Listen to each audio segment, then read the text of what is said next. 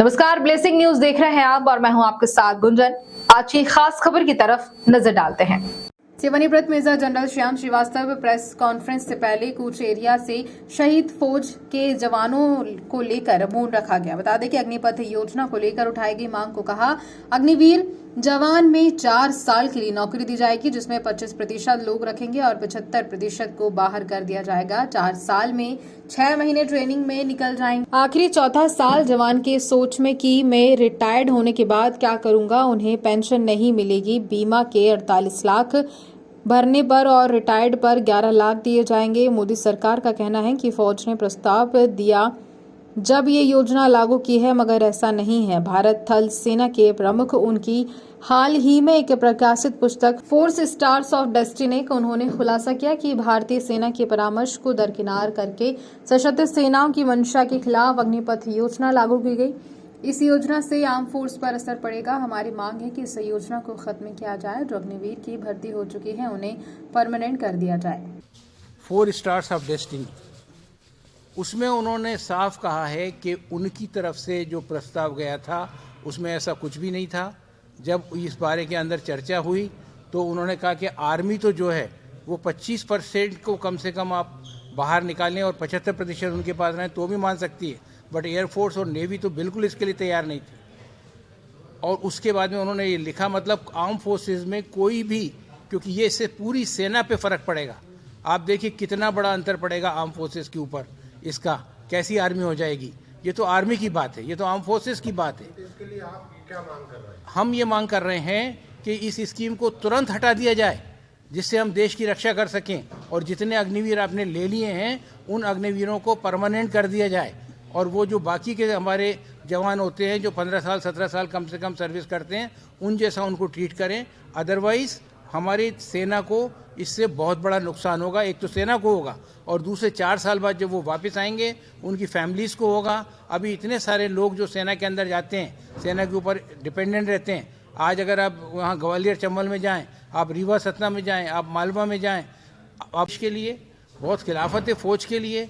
और इनकी किताब आ जाने के बाद तो ये क्लियर हो गया कि इसके अंदर लेकिन होता क्या है कि हमारी डेमोक्रेटिक आर्मी है, तो जो उस समय वहाँ पर फौज के अंदर रहते हैं वो कभी खुल करके विरोध नहीं कर सकते किसी भी चीज़ का। लेकिन अभी पता चल रहा है कि ये बिल्कुल गलत स्कीम है। आर्म फोर्सेस के हिसाब से भी गलत स्कीम है, देश के लोगों के हिसाब से भी गलत स्कीम है। इसके पीछे क्या थाट है वो पता नहीं, लेकिन इसको अगर इमीडिएटली नहीं रोका तो हमारे भविष्य को इसमें खतरा हो सकता है। तो आप क्या करोगे इसके लिए? हम आवाज़ उठाएंगे। अगर हमारी सरकार आएगी तो हम मना बंद करेंगे, नहीं आएगी तो हम लगातार आवाज़ उठाएंगे, इसके लिए आंदोलन करेंगे, लोगों को जागृत करेंगे। और आप सबके थ्रू बताएंगे कि भाई इसको आप बताइए लोगों को कि ये जो चीज़ है इसको ख़त्म किया जाए। के बारे में आप सब बहुत अच्छी तरह से जानते हैं। ये जो अग्निवीर योजना है ये हमारी जून 2022 से शुरू की गई थी। और इसके अंदर जो मेन मुद्दे हैं वो ये हैं कि अभी हमारी आर्मी की या आर्मी नेवी एयरफोर्स की जो भर्ती होती है उसके जो जवान होते हैं वो सेलेक्ट किए जाते हैं और वो कम से कम 17 साल तक फौज के अंदर काम करते हैं। बट ये जो अग्निवीर योजना है अभी इस समय हमारे पास में, क्योंकि कोविड के टाइम पे कोई भर्ती नहीं हुई थी, तो करीब 2.5 लाख हमारे पास में जवान जो हैं वो कम है। और अब जो भर्ती का तरीका बदल करके अग्निवीर में ऐसा कर दिया है कि उनको सिर्फ 4 साल के लिए वहाँ पर फौज में सर्व करने का मौका दिया जाएगा।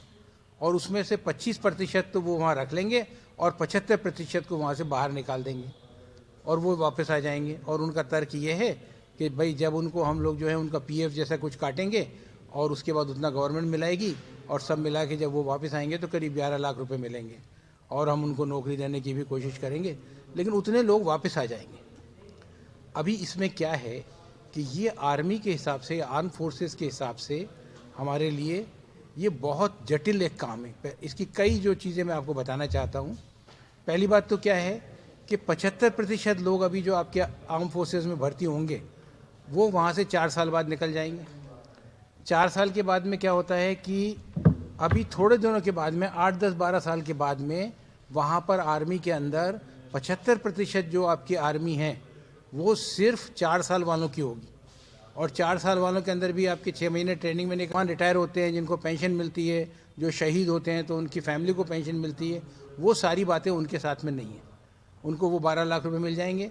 अगर कभी वो सेना के उसके अंदर एक्सपायर्ड हो गए, मर गए, शहीद हो गए तो उनको इंश्योरेंस के 48 लाख रुपए मिलेंगे, बस ये उनको मिलेगा।